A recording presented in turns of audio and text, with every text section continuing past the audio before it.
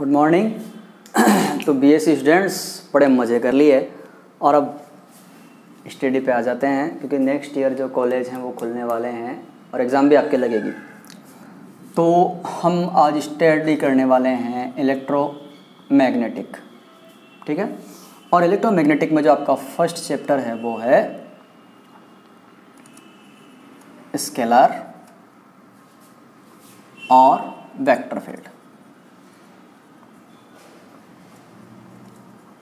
सबसे पहले तो बात करें कि फील्ड क्या होता है, तो पहले बात करते हैं फील्ड क्या होता है। ए फील्ड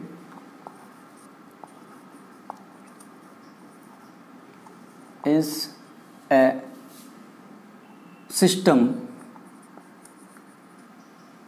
और एरिया, क्षेत्र जो है वो एक तंत्र या क्षेत्रफल होता है in which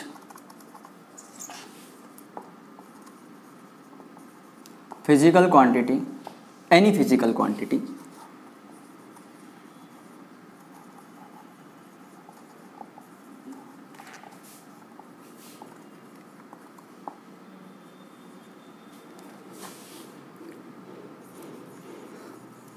change its properties।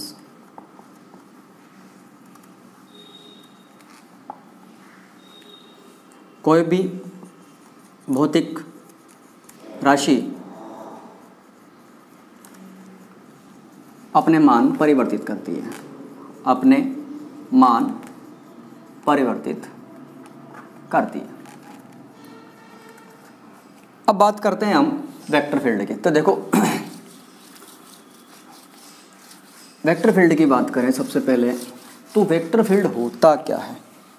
हमारे पास दो क्वांटिटी है फिजिकल क्वांटिटीज़ में, सॉरी दो नहीं होती, तीन होती है। नंबर एक होता है वेक्टर, दूसरा होता है स्केलर और तीसरा होता है टेंसर। बट टेंसर से हमें यहाँ कोई मतलब नहीं है, क्योंकि ये मैथमेटिकल जो फिजिक्स है उसका टॉपिक है और मैथमेटिकल फिजिक्स की हम बात नहीं कर रहे हैं, हम बात कर रहे हैं अभी केवल और केवल इलेक्ट्रोमैग्नेटिक की। टेंसर क्या करता है, इन दोनों को रिप्रेजेंट करता है।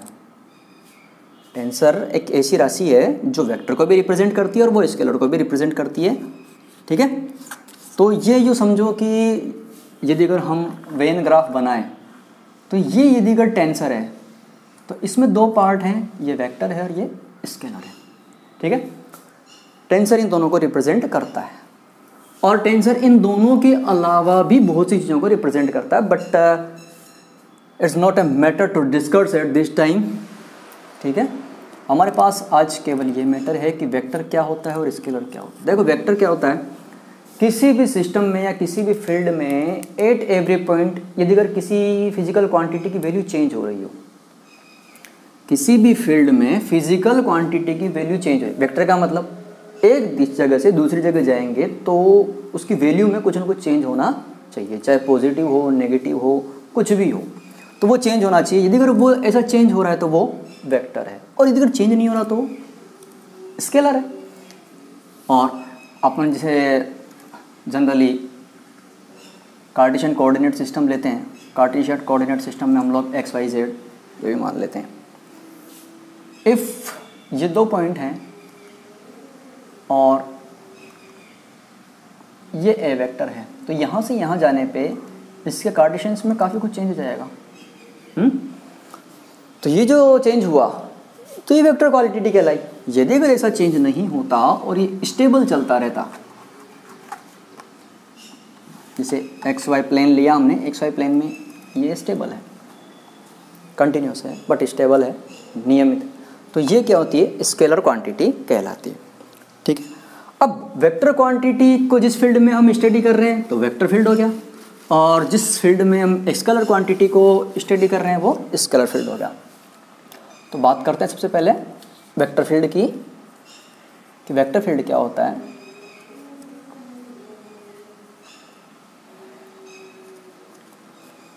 देखो ऐसा क्षेत्र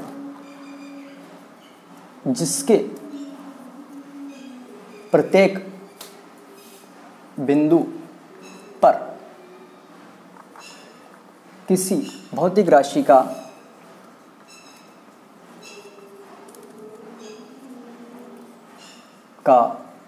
मान परिवर्तित होता है। वेक्टर मान परिवर्तित होता है, पर हमने यहाँ क्या लिया है, वहाँ वेक्टर परिवर्तित हो रहा था। यहाँ सभी भौतिक राशि का मान परिवर्तित हो रहा है, कहीं के अकॉर्डिंग, सिस्टम के अकॉर्डिंग। वहाँ वेक्टर परिवर्तित हो रहा था। अब ये उसकी जनरल परिभाषा हो गई, इसको हम कहीं भी अप्लाई कर सकते हैं। उसको हम केवल सदिश के लिए अप्लाई करेंगे, इसको हम कहीं भी अप्लाई कर सकते हैं। तो भौतिक राशि का मान परिवर्तित होता है, प्रत्येक बिंदु पर परिवर्तित होता है, तो वह क्षेत्र भौतिक राशि का सदिश क्षेत्र कहलाता है।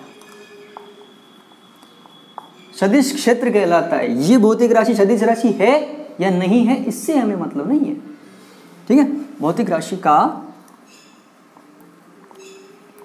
सदिश क्षेत्र कहलाता है। सॉरी, अब लेट सपोज कि हमारे पास एक फिजिकल क्वांटिटी है ए, तो सिस्टम के अकॉर्डिंग देखें तो at every point we can say that A is the function of X and Y and Z. तो हम इसको यूँ लिख सकते हैं कि A vector is function of X Y and Z, ठीक है, सही है ना। तो ये एट ईच कोऑर्डिनेट, किसी भी एक कोऑर्डिनेट के चेंज होने से इसकी जो वैल्यू है वो चेंज हो जाएगी, क्योंकि ये इसका फंक्शन है। यही बात करते हैं हम स्केलर फील्ड के लिए करते हैं। यदि अगर स्क्रीनशॉट लेना चाहें तो ले सकते हैं।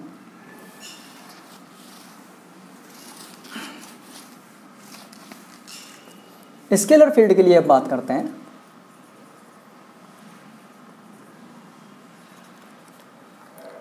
यदि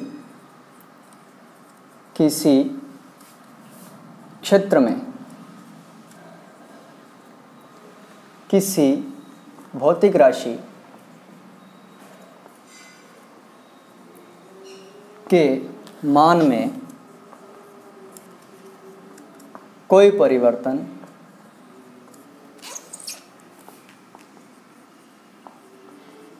नहीं हो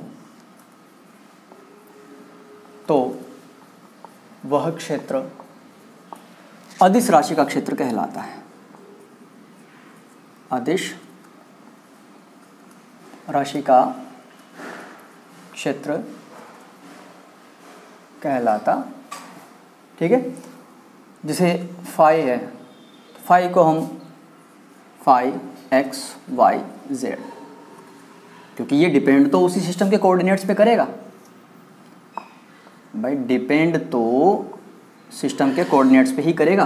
but at each coordinate, at every coordinate, इसके वैल्यू में कोई चेंज नहीं होने वाला है, ठीक है। तो स्केलर फील्ड हो गया, वेक्टर फील्ड हो गया। अब इस लेसन में हमें तीन चीज़ें देखनी है।